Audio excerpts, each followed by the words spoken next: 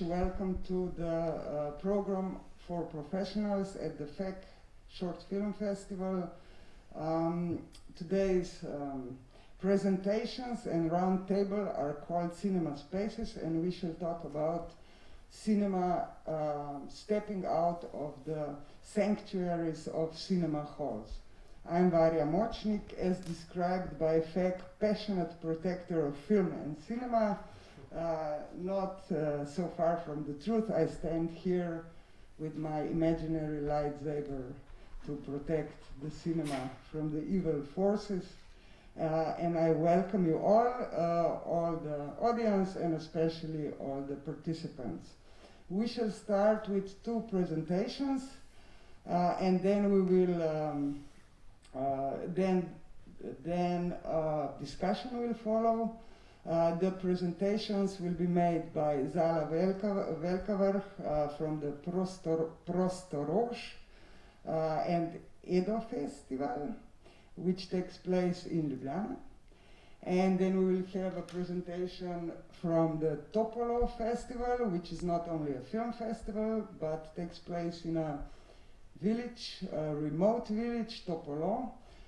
It's a fascinating festival that takes place over quite some time, with different focuses on different arts and culture expressions. And from Topolo, Vida Rukli and Janja Šušnjar. Welcome, welcome. So we shall start with Zala presenting Prostori. Thank you.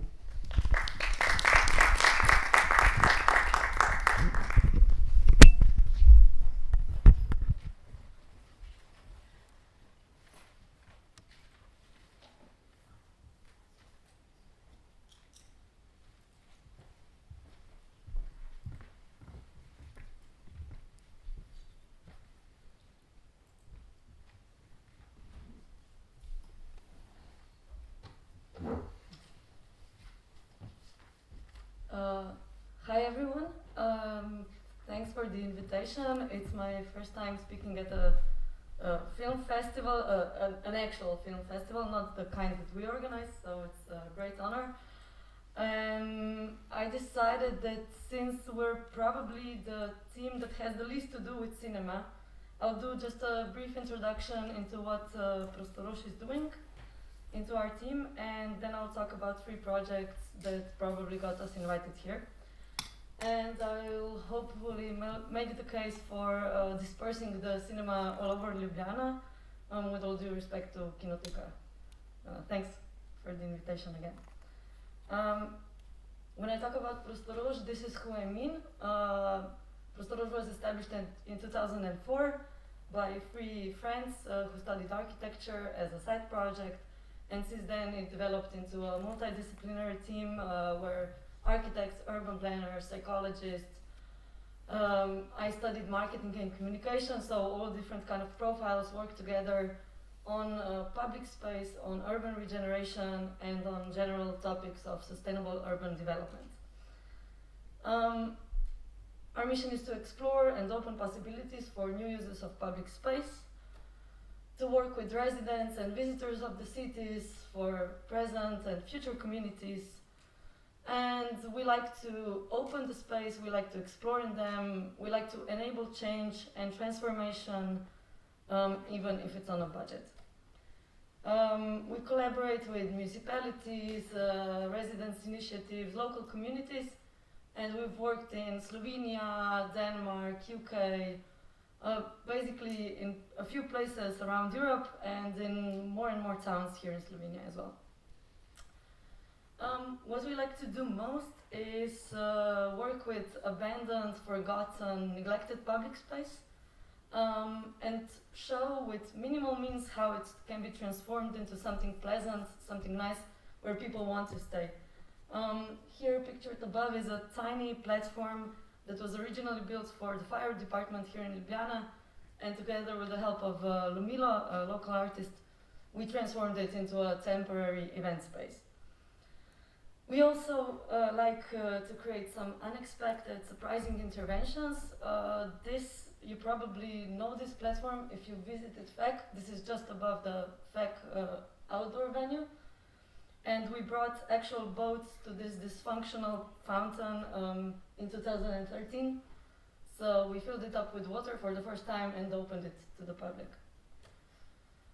We also like to bring the building and constructing process closer to the people.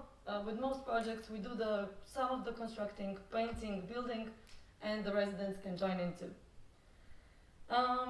When I was thinking about today's presentation, I came across this quote by famous urbanist Jane Jacobs, and I think it very much relates to our cinema project because we like to bring the strange, unexpected, the ephemeral, if you want, to all the projects that evolve cinema.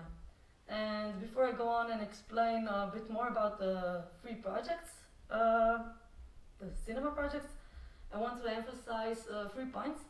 The first is that we're not really film experts. We don't know a lot about cinema. We enjoy watching films, but we're not curators or film critics. This brings me to the next point, which is that we use cinema mostly as a tool and not as a means for itself. Either as a tool to revitalize the space, to test a new use in public space, or to open up a discussion about the topics which are of interest to us, like urban development or urban planning. And I guess that this is why location of the cinema matters as much as the film itself, especially for us. So the first project that I'll talk about is our first attempt at a pop-up cinema here in Tabor. This is Park Tabor. It's just around the corner of FeKK's venue. And this is a small park that was not in a very good state, as you can see. It was one of the few green spaces here in the neighborhood, but because of trash, lack of lights, general neglection, it was considered a place that you just pass on your way from A to B and don't stop there. And unfortunately, I'm sorry to say that, again, this is the state of the park today. If you'll go to check it out, you'll probably find a situation that's not more different than this one. However, during our work in the park, from 2011 and 2016, we managed to, at least for the time being, transform the park with a summer program full of events, free concerts, literary events, yoga, garage sales, and other activities that brought life to the park. And this is how a typical Saturday looked in Park Tabor. And one of the events that we experimented with was also a pop-up cinema. I think we started in 2013 with the cinema, and this was, as far as I know, one of the first DIY pop-up cinemas here in Ljubljana. And we were on such a tight budget that I was the PR girl, the operator, the project manager, all at the same time, which affected the quality of the screenings, of course. But we invested a little money to design our own film screen, like an old school television, which was, in retrospective, maybe not the brightest idea, since the films are shot in wider format and they don't fit the screen. So, but it looked good, it attracted people to the space, and especially when we moved the cinema to this place that you see here, the football court, people came in bigger numbers. We changed the location just a little bit. First it was under the trees and now it's on the football court. And I think this location works way better than the former one. And this is how the cinema looked at night. Here are a few more shitty photos that I took. And I'm really happy to say that the sports association that manages the space now is still organizing the cinema events in the same space. This is a photo from this year, and if by any chance you don't want to go to FeKK tomorrow, which I don't think is an option, you can go to their screening at 8. Or just stop by and see how the space works. You'll go later. Go later, of course. I just included a few photos of FeKK because I'm super happy that Tabor became one of the hotspots for outdoor cinema. I have to say, I don't want to brag, but I have to say that we used this space first, and we didn't have this like great idea to place a screen here. We organized yoga courses. I have to admit that it works way better as an outdoor cinema. So thanks, FeKK. Okay. Next project is Edo. Second. Okay. This is the first film festival that we have the courage to call by its name. We used our knowledge of this pop-up cinema when we discussed what we can do about the current state of things here in Slovenia. We noticed that students of architecture or any young people whatsoever don't attend roundtables, debates, discussion that are on the topic of urban planning, urban development, cities. There were just no young people present. And while we could blame the students for their lack of interest, we decided that maybe it's the format to blame. Even I don't like to attend roundtables and discussions that much. So we started to think that maybe film is a nice format to open the debates about the topics that we think are important, and not to organize another boring event where just old people will come and say the same things that they say every time.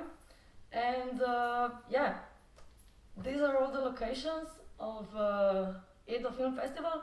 We only had 2 editions in 2018 and 19, and we already had this many locations. Edo is dispersed all over Ljubljana, and the main reason is because of the format of the festival, which is that we show 4 documentaries about cities, urban development and architecture on 4 different locations that have never before been a cinema. And after each documentary, we host a debate with an expert from the field. Also, the festival is free, but spaces are super exclusive. They are, you can't go there by yourself usually. They are closed to the public, so people need to apply for their tickets online in order to get in. And we found out that this works really well. So with my team, we select the documentaries first. We discuss about the topics that we want to open, and afterwards we scout for the locations. And it's important to say that the locations need to have some connection with the topic of the documentary. And here on the photo you see the very first location of the screening in 2018. This is Situla. Situla is a notorious residential and commercial building that was awarded with the highest architectural awards here in Slovenia. And it was also built for a new class of wealthy Slovenians and also foreigners that are able to invest in super expensive real estate here in Ljubljana. But also Situla is a place that has the commercial ground floor empty since 2012 when the building was open. So there were no shops in here since 2012. And of course, we found it to be the perfect location to show a documentary, Dream City, which is about ghost towns in China and the bizarre marketing strategies that the developers use to attract naive buyers into buying over-expensive flats. By some miracle, we were able to negotiate with the foreign owner of the commercial space, and he allowed us to have a pop-up cinema in the ground floor. He knew the topic of the documentary, I just think he didn't check it, really. And this is how the cinema looked from inside and outside. And just one day after the Situla screening, this is another location for the festival. This is a completely different setting, an industrial context of warehouses where mechanics, small craftsmen, people of all different trades have their workspace. And it was in here, in this super nice space that is the vintage furniture warehouse, that we screened another documentary this time about DIY Ecuadorian architectural collectives. We like to be a bit cynical with the locations. This is our office of Prostori. Here we showed a documentary about gentrification and the insane housing market in Berlin. And we decided to go for our office because we effectively took one apartment from the market to transform it into office. In this space where 4 people usually work, we managed to squeeze 50 people. Of course, this was before Corona, and we didn't pay much attention to the comfort of the spectators. I think they had fun, nevertheless. Here are some more locations from 2019. On this boat, we screened a documentary about cruise ship tourism in Venice. This is how it looked at night. Socialist neighborhood and the community space. In here, this is Bratoževa Ploščad. Here we screened a documentary about Polish socialist housing. Again, some photos of the space and the cinema. And this is probably the ugliest building that we've been in. This is the Ljubljana's Technology Park. This horrible building was meant to host the new generation of Ljubljana startups, and it was used to, it should be the space where all the techies mingle and network and develop new ideas, but the architecture strongly encourages them to not do any networking whatsoever. It's a horrible building. And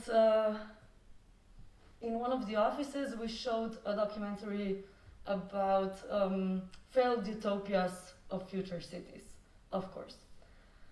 We always invite the owners to say a few words about the space. Here we also invited the architects who had a tough job of renovating this office into something nice. And this is, I think, is a good introduction into the documentary, the topics. It also gives the people a bit more feeling about the space where they are at. And the final location, a long abandoned commercial space here in the center of Ljubljana. I really like this building. We had a screening on the ground floor. More than 100 people came. And this is the team that makes it all happen. Skip this. Okay, lastly, I want to show just 2 photos of the project Zunaj. This is outside in English. Usually we're the ones that are physically transforming the space. We like to work with residents, we encourage participation, but in the end, it was mostly us who did the designs and built things. And with Zunaj, we decided to change the things around a little bit. We collaborated with Municipality of Ljubljana and with Institute for Spatial Policies, and we developed a mechanism where we scout ideas from local residents here in Ljubljana and award the 10 ones that are the best with 500 euros for material costs and with our expert help. So people can develop their own idea in public space. These 2 ladies in the photo decided that they want to have a cinema in the neighborhood of Zgornja Šiška, where I don't know how many of you know it, but not much is going on there, really. They decided that they only want to show TV clips, films, spots, whatever, that were shot here in the location of the neighborhood. So they went through hours and hours of archive material to find the right movies. And in the end, on the day of the projection, the weather was really shitty. It was lightly raining. They had no knowledge on how to do a pop-up cinema. They were super late. So I thought that this will be a big failure. Nevertheless, 300 people showed up. They waited in the rain for 1 hour until the setup was ready and the screening began 1 hour after the time. And as you can see, they are having umbrellas open because it was still raining, and there were grandmas and young kids and basically everyone from the neighborhood watching films, Slovenian movies that were shot here in the location. And I think this was a kind of a important moment for me because I realized that the cinema truly has the capacity to bring the community together. After the projection, people were started to discuss the future of their neighborhood, the lack of cultural facilities, the lack of cinema, and by popular demand, the girls are organizing the film event again this September. So you're welcome to join us in Zgornja Šiška again. Okay, I think that's it from me. I have one question for you, but I'll save it for the debate. If you want to find out more about our project, go to our website. Thank you.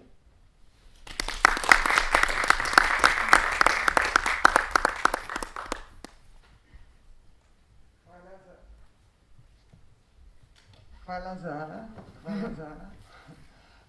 Vsekakor pomembni za Ljubljano. Super. Smo zvedeli tudi mi, ki živimo tukaj. Hvala. Zdaj bi pa mogoče kar nadaljevali s prezentacijo iz Topolo, pa bi za mikrofon povabila Vido in pa Janjo, prosti, da predstavita še svoj festival. Hvala.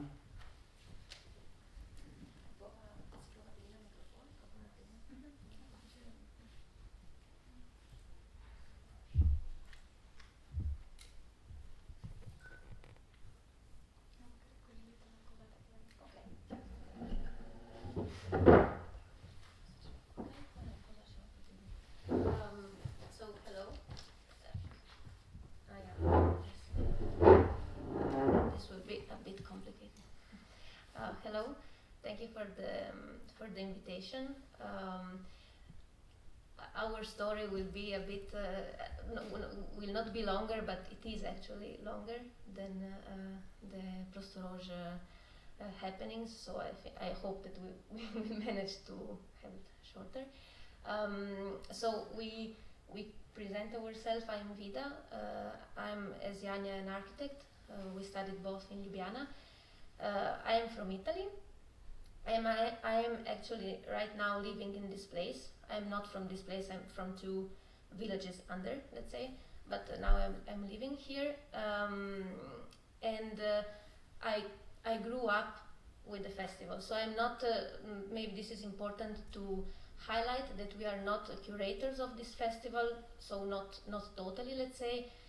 We participate in the organization, also in some parts with some selections or proposals for artists, but we are not the main artistic director. And actually, one of the 2 main artistic directors is my mother. So, and what is fun is that the festival we will talk about is 27 years old, like me. So I really grew up with it, and I think that it really shaped totally my identity and my way of seeing the world. As you will see later, this is a quite remote place, so to have a so wide view or gaze toward the world is difficult in these areas, and I think that Selezione Topolo, Postaja Topolove had also in this, so for my personal, let's say, formation and identity and education. And I'm Janja, and I'm from Slovenia, but I met Vida at Faculty of Architecture, and she invited me in Topolo for the first time 7 years ago, and very soon I became attached to this place and its people. So I was returning there every summer, every winter, almost every season, and it became kind of one of like my second home. And later I moved there for half a year. I stayed there in September 2017. I moved there, and I carried out the research for my master thesis, and I graduated with the project on this village. So I think I will also start with some words on this place. Yes, we have a slideshow which will run, so you can see different photos.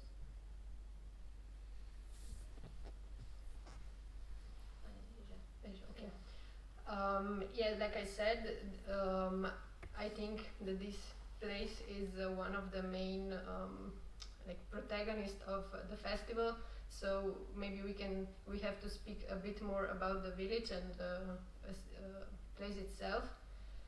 It's actually a small village placed on the border, not only the national border between Italy and Slovenia, but also like a geographical border between Alps and pre-Alps, and then Friuli flatlands.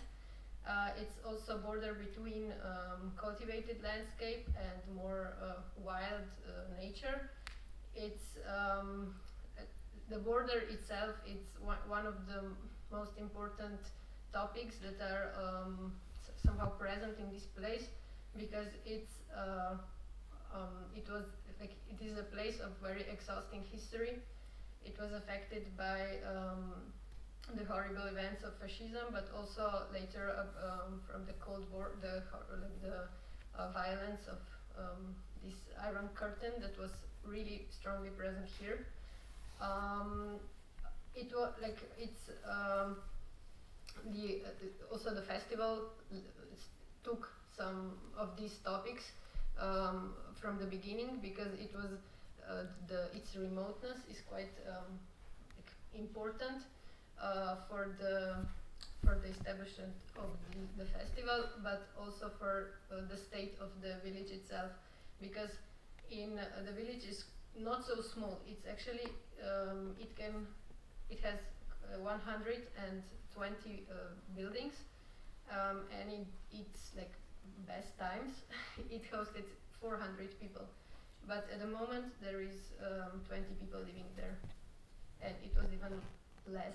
There were, I think, 18 when I was there,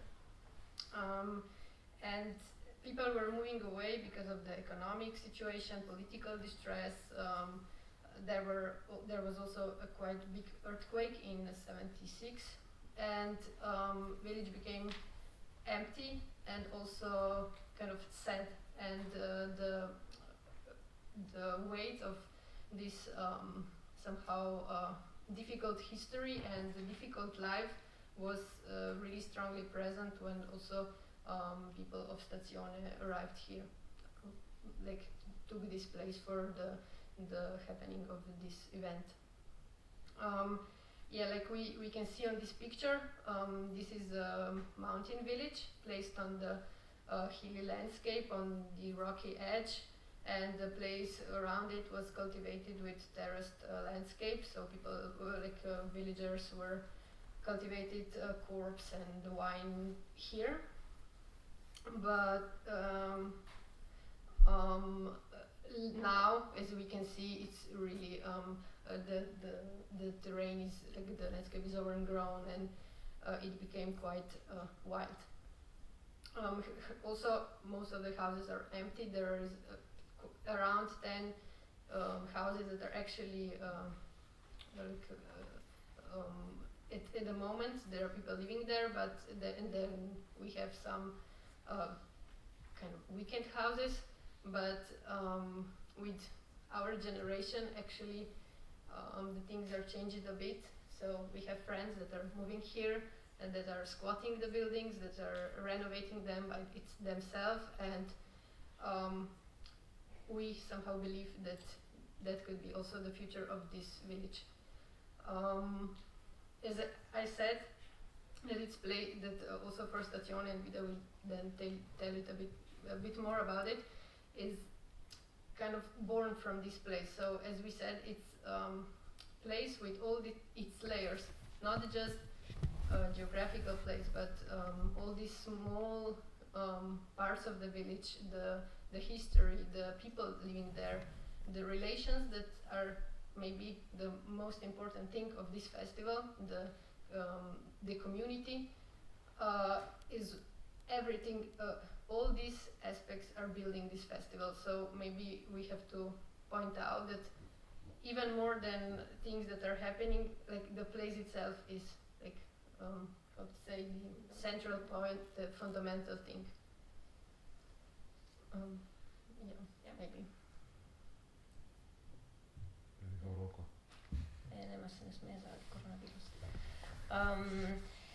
Yes, and so in this kind of situation, with the village being almost totally abandoned, with a heavy history, which lasts till the 90s almost.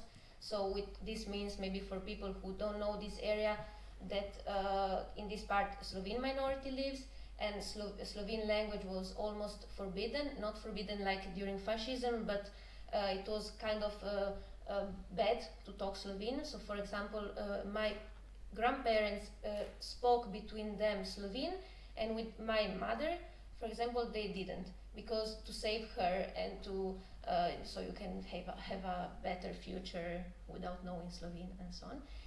So the political climate was very, very heavy and tense. And 27 years ago, two people, so my mother and this guy who was an art curator already at the time, decided to try to do something in this place to heal, in a way, the situation in which this place was living. And the challenge was to bring art and see what art can do to people there, and to the place itself. Maybe it's to give some information which are really visible about the festival. It's that actually we can say that it is almost not a festival.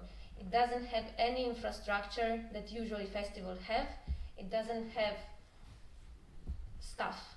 It doesn't have badges. It doesn't have posters or advertisement. It doesn't have stages. It even doesn't have timetables. So the program, as you can see, because now there is the program for the next edition, which will start the 28th of August, is written all with very generical temporality, like in the dark, or between the sunset, before the sunset, or in the late afternoon, which gave the possibility to have a really flexible program which can adapt to everything that can happen, so people coming late, let's say, or bad weather and so on. So when you come to this place, you really don't feel that you are really in a space where someone is organizing something and other people are the public. You don't divide the organizers or the artists and the public, and this is, I think, the best thing, and it's very difficult to show it and to also explain it.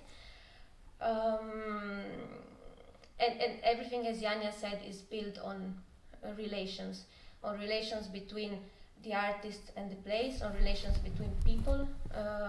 Also, the organizers always say that they invite artists not because they are generally good or interesting, but because they feel something in the belly, let's say, which connects them to them.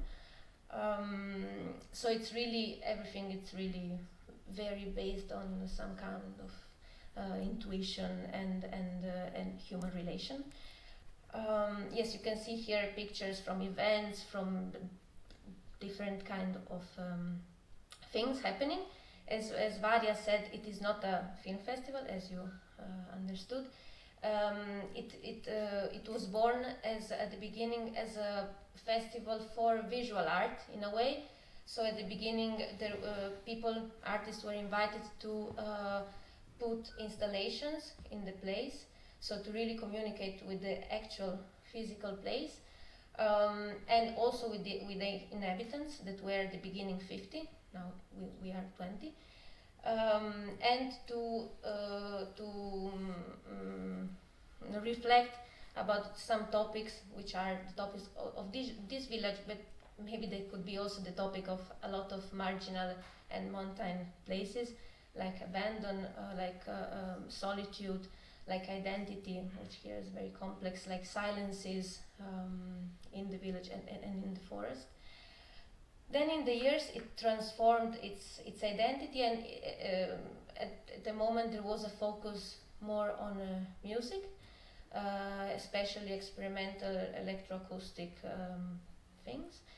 And then it by itself evolved in another direction, and actually now cinema is quite a big part of the program. Not, I would say, not this year, because with these coronavirus restrictions, it is difficult for us, you will see, to have a cinema.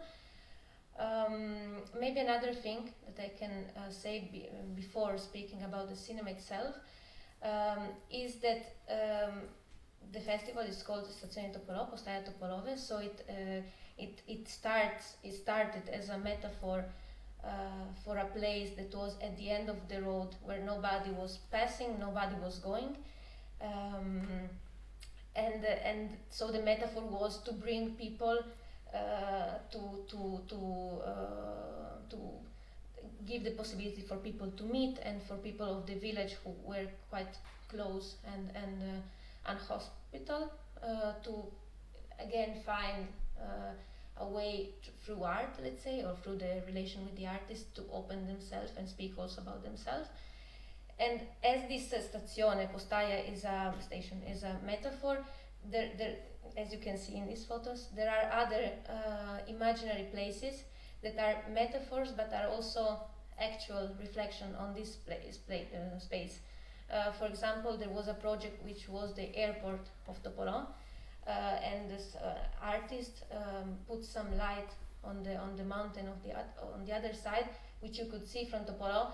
And this idea of having an airport where people can come from all over the world was quite strong for a place that was really at the end of the world. Then here you see the American Academy, for example, of Topolò, or there are other kind of institutions, like for example embassies. We have several embassies, Dutch embassy, Norwegian, and New Zealand, and the embassy of the cancelled, izbrisanih, which are, yes, metaphors, which are maybe games or just funny ideas, but actually work in a way that the ambassador, for example, the Dutch embassy, here you see Dutch ambassador. Dutch embassy is quite active. They send other artists to Topolò, they speak about Topolò in their place, they work kind of so-curator in a way. And for example, the story with the Dutch embassy, it's interesting because the children of this ambassador you saw have, let's say, our age, and now we are collaborating with them on other projects. They are architects too. So this is going on. Okay, now we arrived at the place of cinema, which is, as Vida presented, this kind of imaginary places. It's one of those,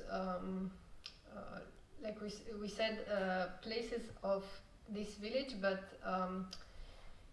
somehow it's difficult to explain, but they started as a project, but at the moment they have their own presence also in, like, if we say architecture of the village, it became, those places became, like for me or for other people, the same important as, I don't know, the house where we live. It's like, if I said I go to the cinema, I know exactly where I'm going. Or if I go to the post office, I know which place I'm visit at this moment. So the place of the cinema, like that is screening right now, it's actually placed on the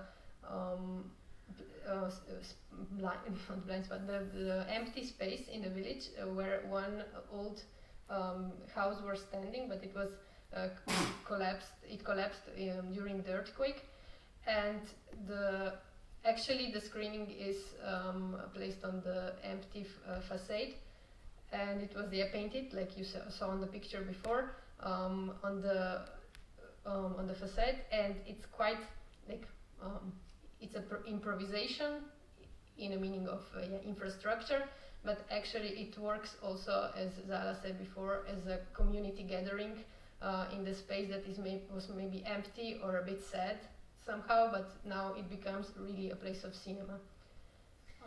Yeah, then there are other, apart from normal long films, let's say. We have in the last years a lot of audiovisual installations, and this happen in other places of the village, which in a way the artist choose. So we don't have specific spaces where the artist can do things, but they choose their own small rooms, depending from how the material is, if it is intimate or not. For example, you saw one photo where someone was laying on a bed and looking on the roof, and this was for me a nice project. This one, because this is my room, let's say, the room where Janja used to sleep, but of my house, and this project was connected with the remain material of a film that the Slovene people know, Mama by Vlado Škafar, where I also acted, let's say, and we collect this remained material before Mateusz did his own video, and we screen it on the roof of my room. So it was quite an intimate situation where you could lay and on my bed and watch the film on the roof. Then of course here you can see other specific places where installations are made.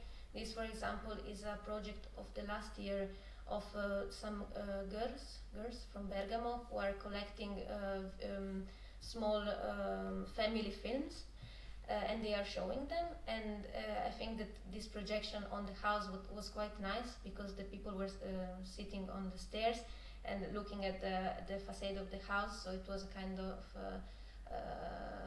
nice comeback of this film material back to the house. Yes, this is very nice image. So really, in a way, in this last years, where film is very, very present, it is kind of occupying a lot of spaces, and maybe it is a bit connecting to Edo experience. It is a bit similar. The cinema is normal, is always the same, but other projects are adapted or are chosen for specific places.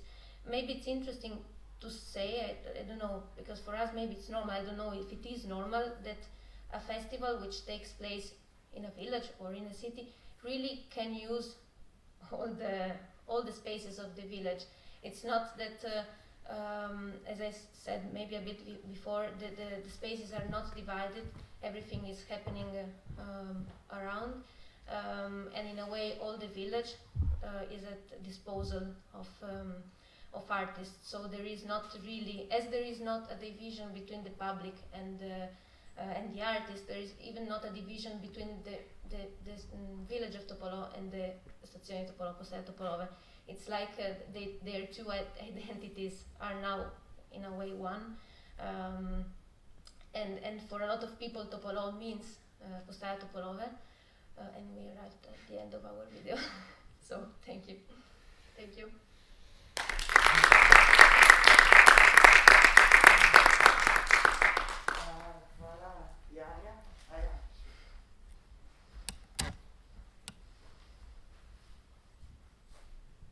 Hvala. Hvala Janja and Vida, thank you very much. I would like to invite Zala back to under our screen, and I will now present our other guests. Please welcome with me Viviana Carlet from Lago Film Festival.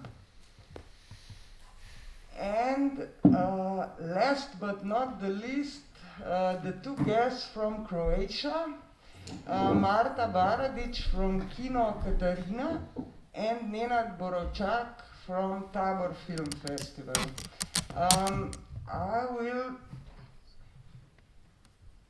Maybe I should just stand here, huh? It's good, because then I see everything and everybody. Perhaps to start with the guests who haven't spoken yet, and also Zala and also Vida and Janja have already talked a little bit about how it all began, actually. So perhaps, Viviana, if you could tell us a little bit what was first, the idea about the festival, about the film festival, or the space you wanted to inhabit, and how did they come together? Hello everybody. Thanks to have me here, and I'm really happy because this is the first festival, real festival attending after mine, of course, but after the lockdown. So it's really important.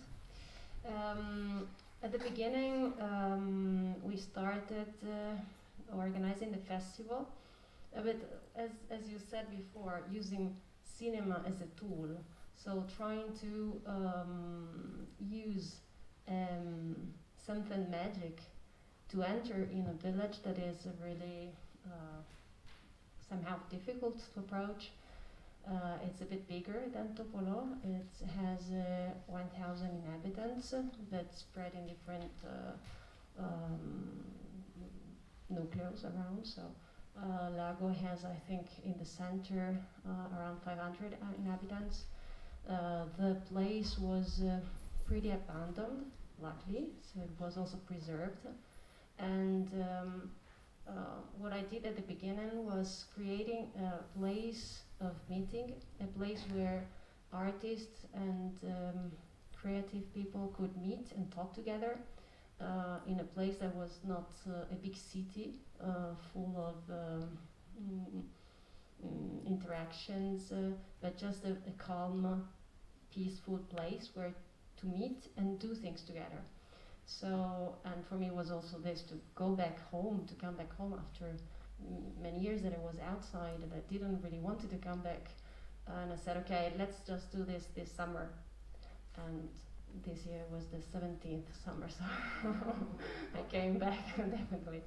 And so we started using cinema to create something magic in order to put in contact artists and inhabitants. So they were not scared to go out and to approach also different people coming from different places, speaking different languages.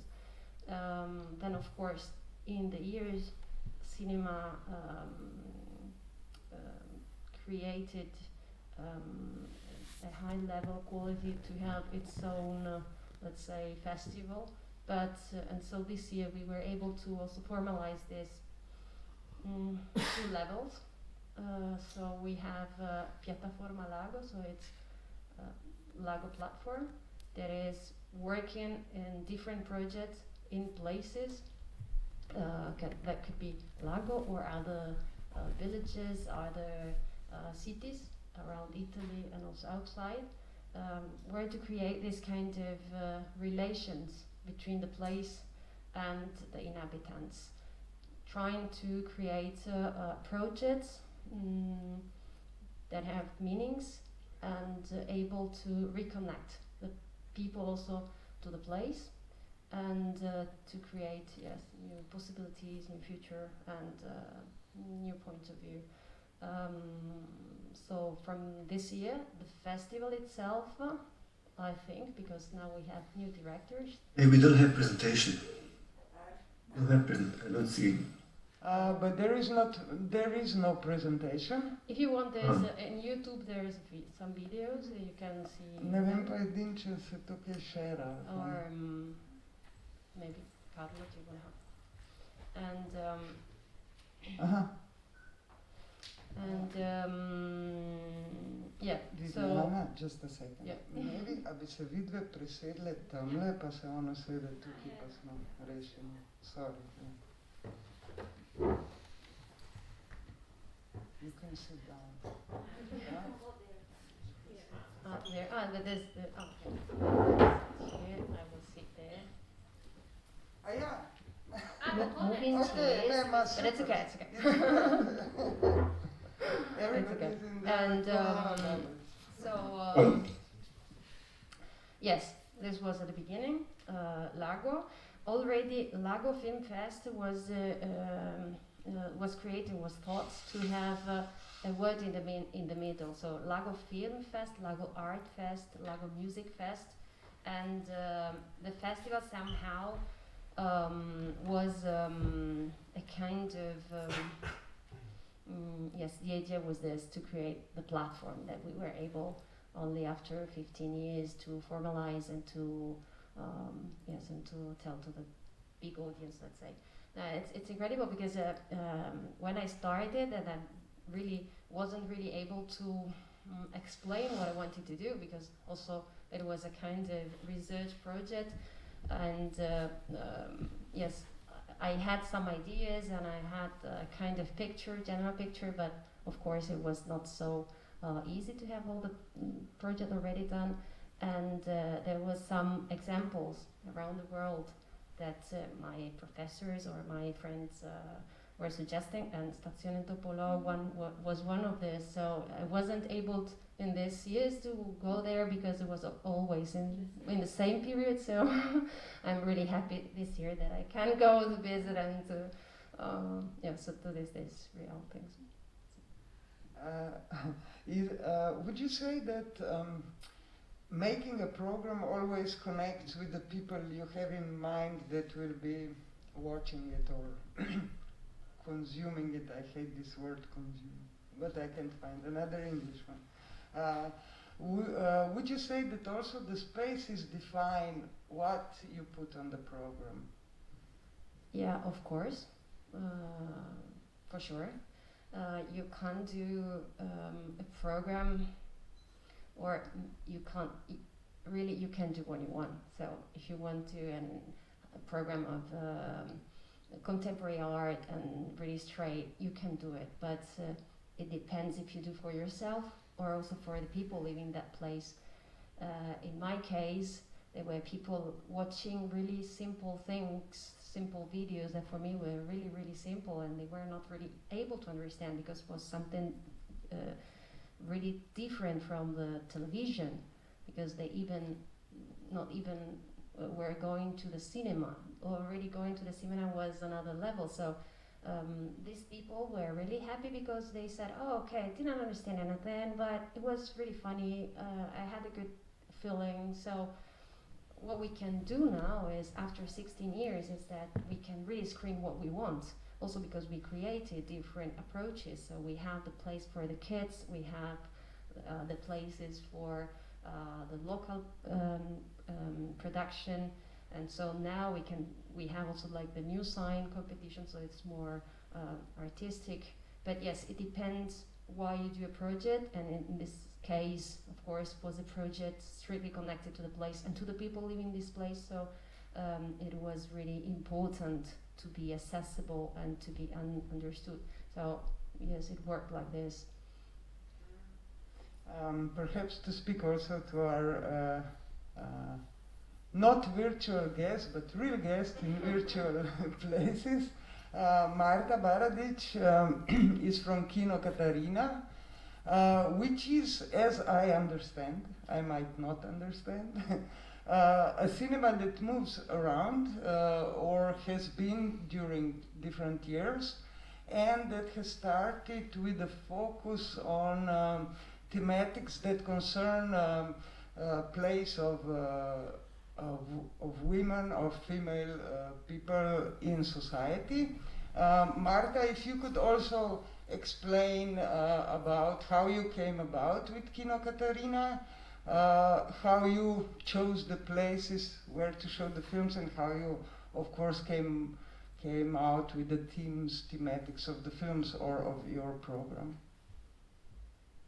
Okay, so hi to everyone. I'm really glad I'm participating in this round table, because I think for the first time I don't feel like some kind of imposter in a world of cinema or world of film, because my Cinema Katarina, Kino Katarina, it's not really a cinema in this sense. It all started 5 years ago, and the name it bears, it's a name of an island in Pula Bay. And there are a few similarities with the initiatives we heard about. So it started 5 years ago as a protest against touristification and privatization of a big area of public space, and those are former military zones. and some of them, they are all demilitarized 15 years ago, but some of them are still closed for public. And the part of the bay where I organize a festival is under concession, and this concession is in one private company has it and wants to build some elite touristic resort. So first 3 years were held on an island, but you can come to the island by foot. And later, when this concession was actual, we just back on some other parts of this area and bay. And what is different, because when I heard that Prostori was talking with those who had those spaces, but we didn't talk with anyone. It was completely guerrilla organized in first 3 years because it was kind of protest, and later when we got some resources or financial support from Croatian Audiovisual Center, then we started to think about production more seriously. So the idea was to, usually I call this cinema as a gesture or some motion or some stimulus for people to use those spaces, or so as Zala said, it's cinema as a tool, just to remind people that those are public spaces which are neglected by authorities and that they belong to all of us and that we should freely use them. And the thing, the other was against this gentrification, of course, and touristification of Pula, which Pula and the whole Istria or whole Croatian coast is strongly marked by tourism and shrinking, or there is a lack of public space, and which is not aimed to tourists or some.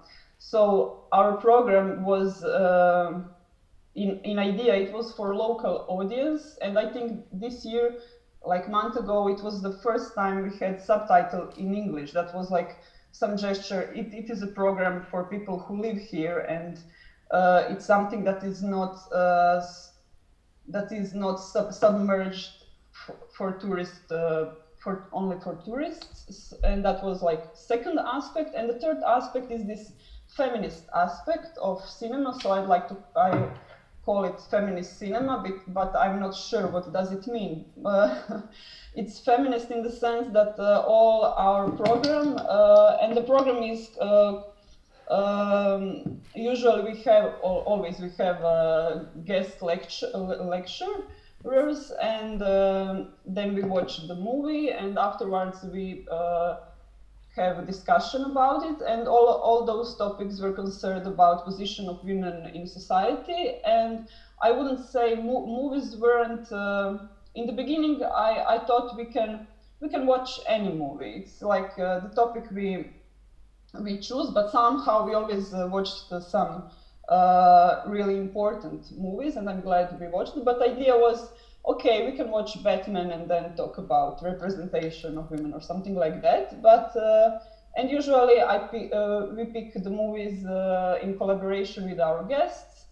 So I think all those three aspects are a result of something that we lack of in our cities. So I would say there is lack of public space, there is lack of cultural events that are non-commercial or educational, and of course the feminist perspective. I think even though Pula and Istria are like some kind of avant-garde or those spaces in Croatia that we think of as progressive, this feminist perspective 5 years ago and still today was something really new. And from the first edition we had a lot of audience, so it was just a reason to continue. I didn't know when I first did it that we will go on for 5 years, but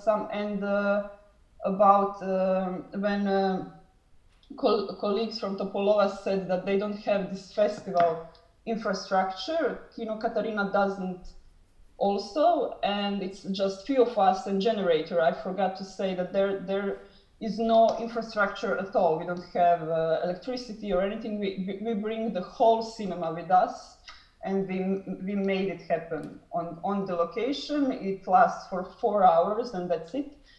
So yeah, there is complete lack of infrastructure, and somehow it's also an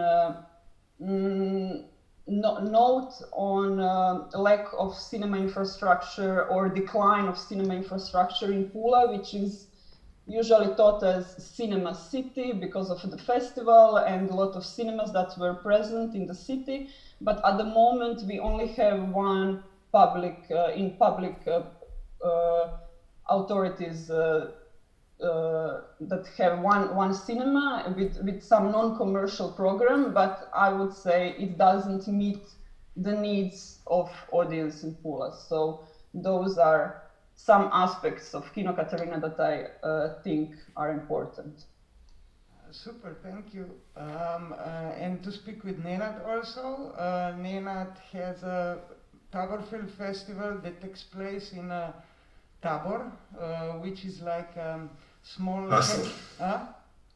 Castle on the top of a small hill. It's renovated, but could you also tell us about the location and how it became alive for you as a place for film festival, but also festival of music at the same time? Yeah, we are starting like story with the Tabor like 20 years ago, but we're not doing there like we just founded the Tabor. I living like 25 kilometers from Tabor, and before '99 I didn't been there. You know, I was biking around with my mountain bike and found that beautiful castle that I just watching on the pictures, and it's pretty damaged, but it's very, very cool, very nice, like a village in the Topolo, you know. It's so old, so mystic, you know. So we are in that time just start with our organization named Gokul, and we didn't know what we will do, you know, concerts, film, exhibitions, etc. Because in our region we didn't have nothing, you know. Even we have just one cinema which working like 1 day in a week. We have some galleries in one town which don't doing such an interesting program for us. So we are just trying to find spaces for our events, you know, all over the country, you know. So one of the spots was the castle of Veliki Tabor. It's Great Tabor, you know. It's medieval castle, you know. The oldest part of the castle is for the 15th century. Nenad, oprosti, ako ti imaš prezentaciju, mi je ne vidimo. Nemam prezentaciju. Okay. I'm just because you said the picture of the castle. I'm sorry. I understood. Yeah.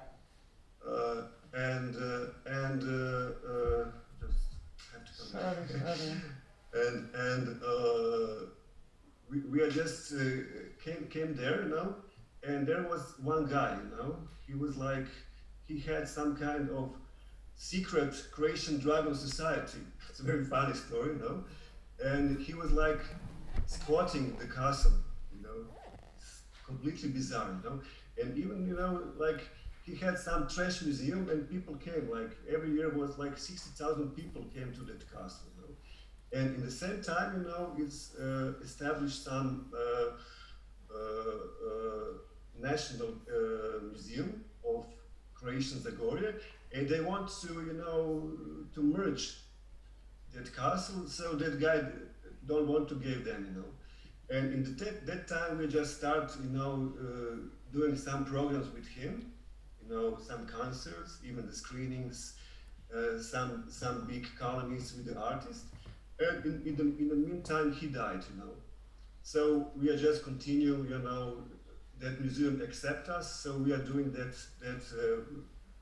festival. We are start actually doing the Tabor festival there with the museum, you know.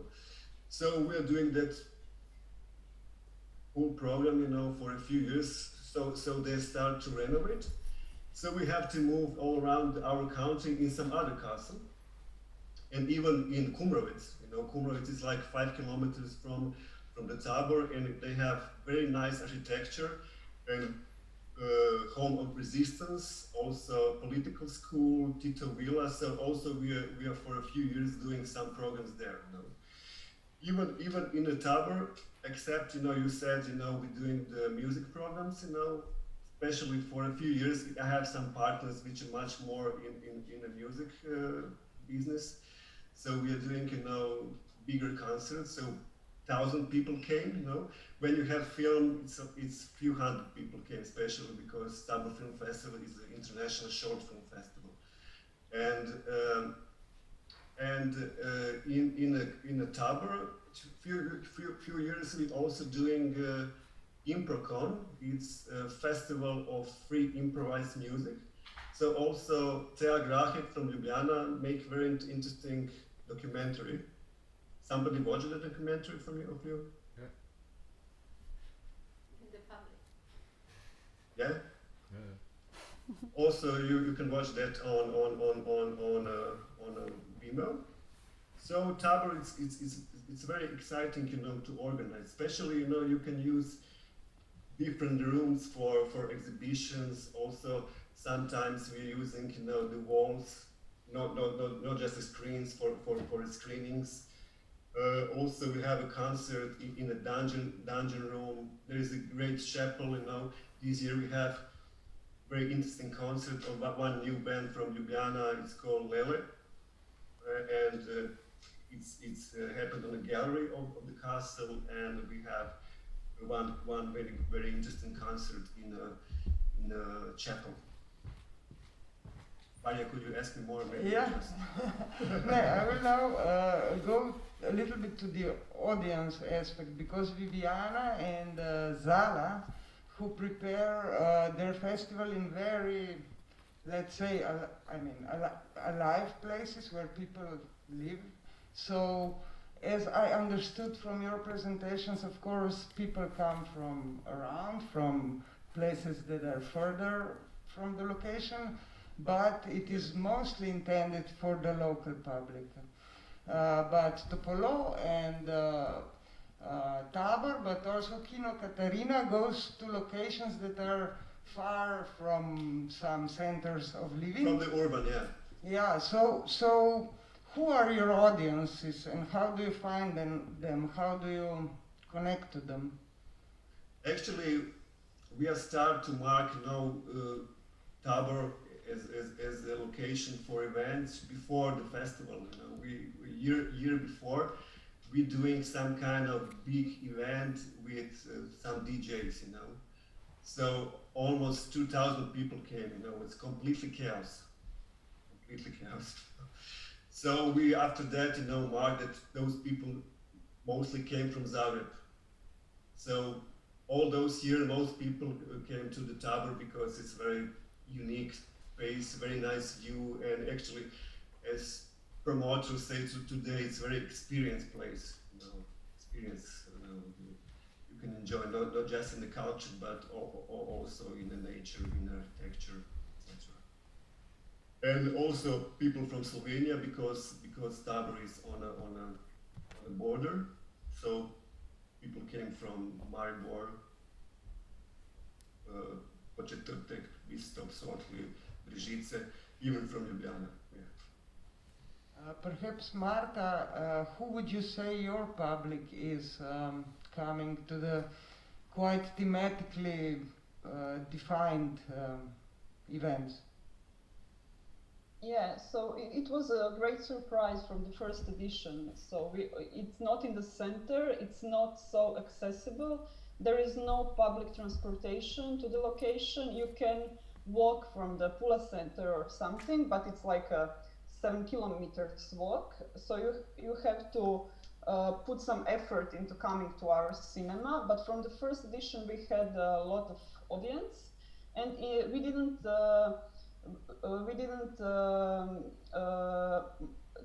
have marketing. We didn't go to the newspapers or radio or anything because of this problem with the permission to use this piece of land from authorities because it's under concession and there is a lot of it's a place where authorities don't want you to come because it's something that they in plans they want it to become something exclusive and kind of resort. And I forgot to say that my current ambition is to make a screening on Muzil, and Muzil it's a peninsula in Pula, which is there is no military there anymore, but it's under protection of military forces because they're planning to give this whole, and it's this peninsula is almost big as 1/4 of Pula, and they want to make golf and hotels and everything, and now it's not in use. There is infrastructure as buildings which were usable 15 years ago, but they aren't anymore. So the thing is, I didn't ask for permission because it was really hard to get them, and I didn't put the news about my event on radio or any channel besides Facebook and old school leaflets and posters. But people, and those are the comments. Month ago we had a screening and there were 80 people, which is a great number for a city of Pula which has 60,000 inhabitants. And there were comments that this is not the usual cinema audience, and I was like struck, what is the usual cinema audience? And that's the point for people, because there is a residential area, like there is like some periphery of Pula, and the residential area of Pula's periphery is around this area where we organize the cinema. So it's aimed at those people living there, and I would say it's really different from all age ranges, from young to old. When we held the cinema on the island, people who were working there as doctors in this military zone 30 years ago, they came and said we weren't here since 1992, and those are those great moments when we feel that our mission is done. So yeah. Perhaps a question for Vida and Janja, because I think that the specific of your festival might be also that many generations come together. As you spoke, the festival is old, but you are living in this space.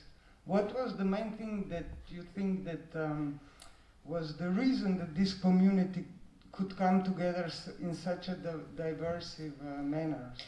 I actually think that this is really a special thing, and also looking at our other situations where I go, I think also what Janja was saying. We have friends that who were not from this area and came up and squatted houses. I think that some kind of very, very strong relation, intimate, I don't know, something happened, and I think that probably this is also because of this lack of infrastructure in the way that everyone who comes feels not only included but also actively included. So we when we were there also with Janja, we are doing everything, and when we have friends they help on everything, and there is no division between who makes the things, not only artists but also makes the beds from the guests and the guests. So I think that this very, very not democratic but flat organization where everyone feels like he's included, it's really something special. And also I don't know, I was thinking before about your masks, and then I thought, okay, how such a good idea. And then I thought, okay, no, we don't have any of these things, t-shirts, masks, bags. And then I remembered that once a guy who is coming to Stazione a lot of years, he is quite old, came with a box of t-shirts he made for for Topolo in a way. So he gave them to us so we can sell and we can take this money to, I don't know, to do other things. So it's really, I don't know, people really feel like they can participate and they can give something more. And yes, and also this inclusion of our generation, I think it was quite always stressed. I remember when I was younger that I didn't want to, listen to this weird music or these things. And my mother was always repeating, we are doing this for you, so you have to stay here and watch and look. Everything it's happening here because we are not doing this for a generic public, but we are doing this for you.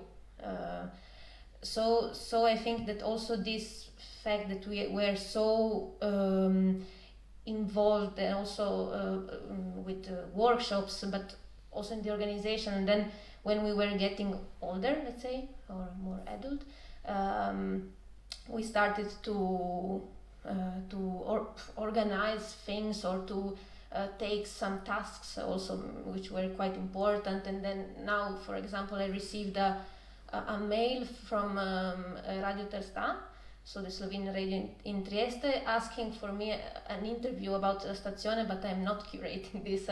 This year I'm doing my master thesis, so I even don't know actually the program. So it's like this. It feels that everyone is doing everything and everyone is really, really part of this. I don't know if Janja, you can tell your experience from outside. Yeah, maybe also the thing that artists, at the beginning artists came there and stayed there for much longer period, maybe even than now. At the beginning they were staying there for a month or like working on a project really on the side, and they were coming every year, and it created a community that is quite close to they're close to each other. And when I came there for the first time, for me it was totally like I didn't know anyone except for Vida, but I think in 1 or 2 years I felt there all my friends, and we really are good friends. And it's not that we are just meeting once a year, but we are constantly hearing each other, and we are traveling to meet each other in other places. Like for me now, Europe is really like my like in every city I have a friend. Like, but it's all connected with Stazione, most of like, and I think and like Vida said, everyone is included in normal life. That is not okay. We are coming to art festival. It's something really big and special, but we are living our life there. And then the day is quite normal. We're preparing lunch. We're preparing breakfast. We're talking about the everyday things like to each other, but at the same time we are listening to really, really extremely good artists. We are like watching films that weren't shown everywhere. Like it's really interesting experience and special because, like Vida said, maybe because of this equal like feeling of equality, but not in maybe somehow told like way that some but say, oh, we are all equal, we can behave like everyone is the same, but it's natural. Like the same year Janja can do the polenta at the restaurant, whatever, upstairs, and then the next day can have a project, or we can make beds for the artists, and then the next hour have interviews with them, so they are not divided roles. So and this, I think that this was really a big value, this hospitality in general. Also, like it's funny because already I think 3 pairs of artists decided to marry in Topolo after a lot of years coming there, and maybe also they met there. It's funny stories. Perhaps another question for Vivian. Perhaps your festival is the biggest of the ones presented here, also program-wise, because you have different film programs, but also other arts programs. How was it from the beginning a festival also of different arts, or is like a concert or a happening of other sorts, like an addition to the film program? How do you see it? So I wanted just to add something about the audience and the being part of something. So I think that our festival are able to create a community. So everybody has, or not a role, but is being part of something, of an idea, of a dream, and there is this desire of being part of this. So we had this sensation this year more than the other years because we were less, so we were able to talk to everybody, and this feeling of being a kind of family, created a kind of community that is sharing experiences is really strong. So this is, I think, a difference between, like, let's say, a normal festival and a project. And it's something. It's a different approach. The festival, since the beginning, has different areas built because really the beginning was a kind of project of public art, a relational art, and so we used the cinema as a tool. So, right since from the beginning was really small because we had just a screening on the lake, and we were stopping the screening in the middle, having watermelon all together, and then we had a small place for a few concerts, really tiny, because at the beginning was only 3 nights, and was really local participation. And then growing, of course, we had the feeling that we needed to be wider, so including also other courtyards of the village. And now we have also this area that is a new archaeological part with structures, and also for this reason we decided this year to clarify what is Lago Film Fest. So it's a festival cinema, and the other projects that continues working, that maybe they have something also in the festival, but they need more space and more time around. So it's more a kind of huge project that is working all year long with different areas. I think our time is running out, so maybe for the last round, maybe to give a word to Zara a little bit. In these times of catastrophic, it seems that internet is a great tool, so we can join, otherwise we couldn't. But is it also a cinema or an art space? What do you think?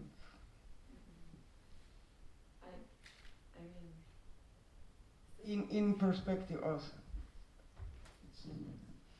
Yeah. Maybe you should ask Netflix that question, but because they would probably say yes. I guess it's a nice medium to show films as well, but the power of the event is, I mean, I think it cannot compete with the digital experience. I just read some research that showed that the memories that people are most fond of almost never have anything to do with technology, which might be a sad fact in times of Corona, but yeah, what can you do?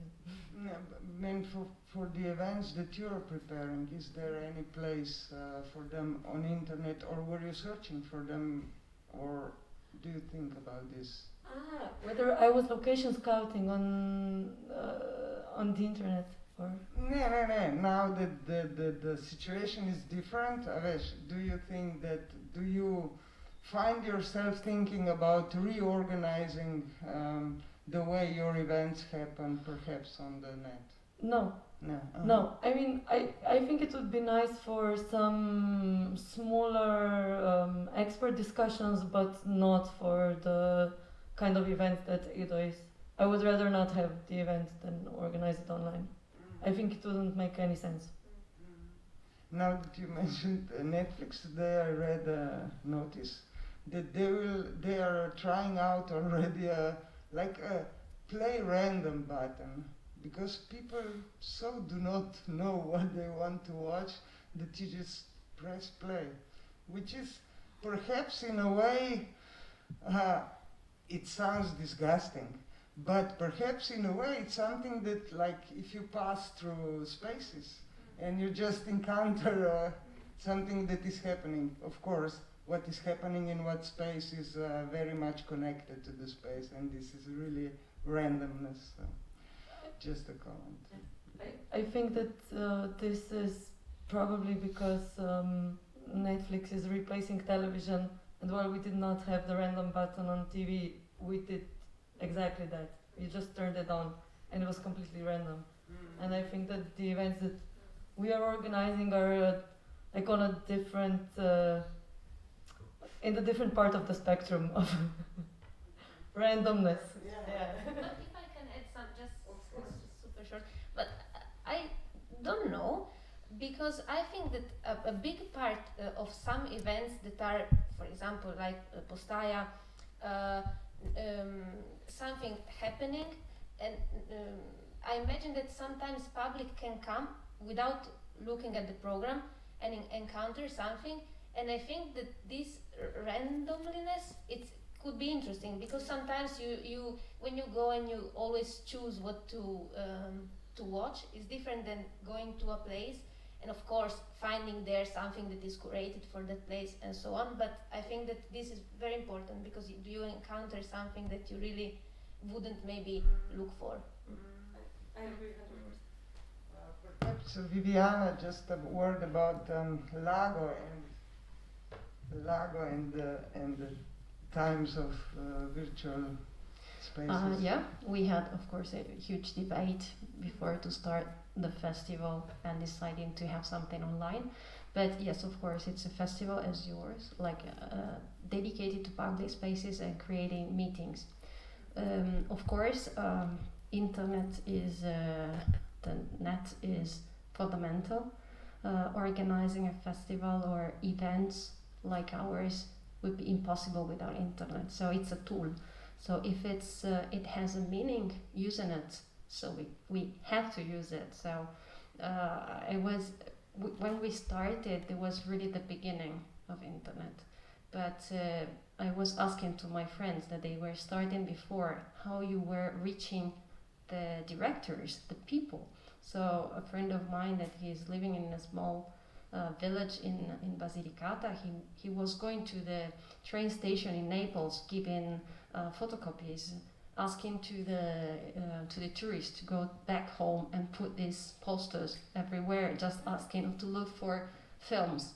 So internet, I think, is a tool, and we can't not thinking about it. So if it's something that is super useful, and I wouldn't be able to have Europe as my home without internet, and without being able to travel so fast and to talk to people in other places, and also during the lockdown was necessary.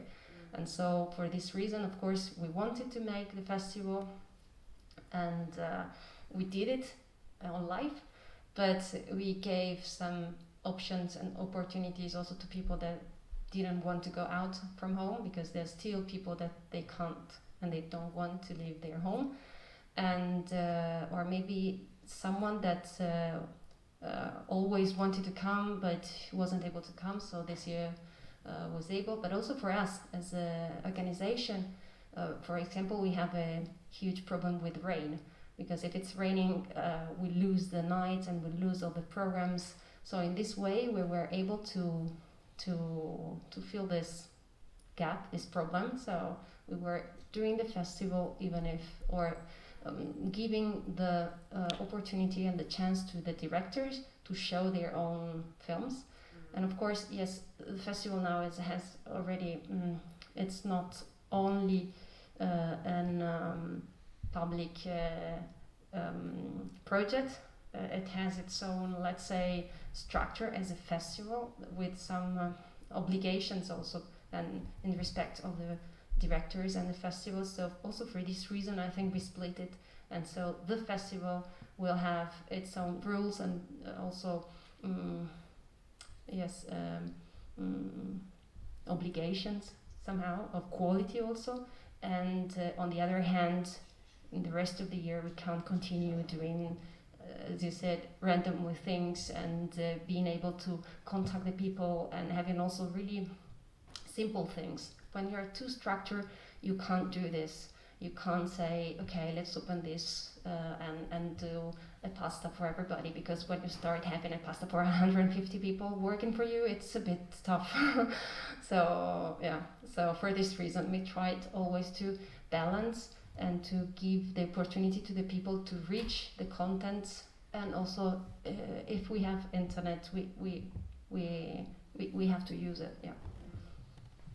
Is internet also perhaps a space for Kino Katarina, or only a communication tool in your case?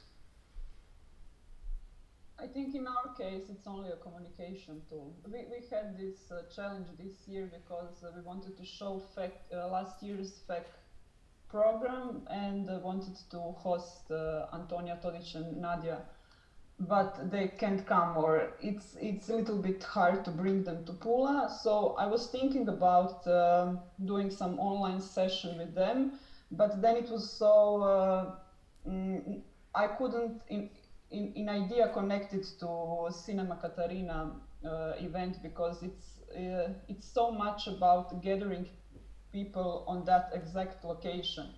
And what I forget earlier to say, our events are held in the middle of the week. They're not weekend events. They're like on Tuesdays evening. There are no after parties, music, or any other content beside the movie and discussion.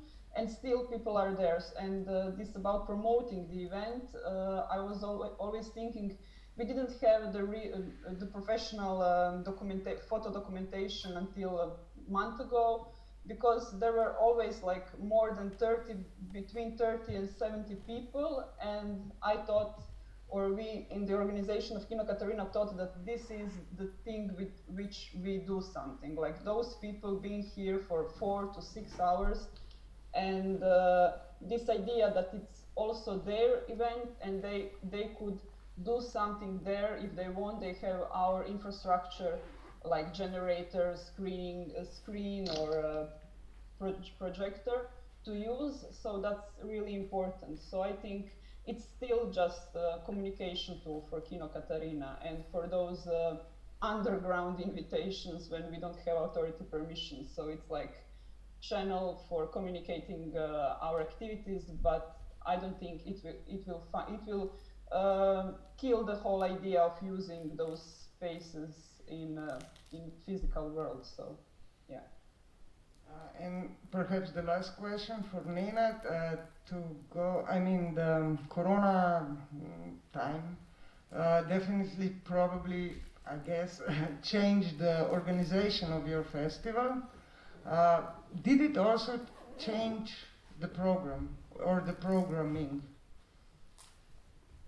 Actually, in Croatia, we didn't have restriction like in other countries, especially in the time that we are doing the festival. We have like restrictions for 500 people in the open space, but actually we are programmed the whole program like for less people, because music program brings more people to the festival, so we didn't have any extra known band. Most of the bands are unknown. Okay, people know who is Chris Ekman. We have Chris Ekman like artists who have a concert, but actually we have much more screenings on an open space in a inner yard of the castle. So it's open space. So we have like this year 2 night programs. But we have restriction because of us. We just entered 100 people inside, and during the daily program in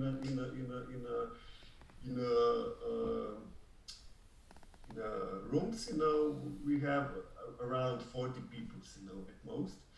Because also some people don't want to get in. Some people are afraid. You know, in that time, you know, in Croatia, mask was you can use mask, but it's not like regular like today.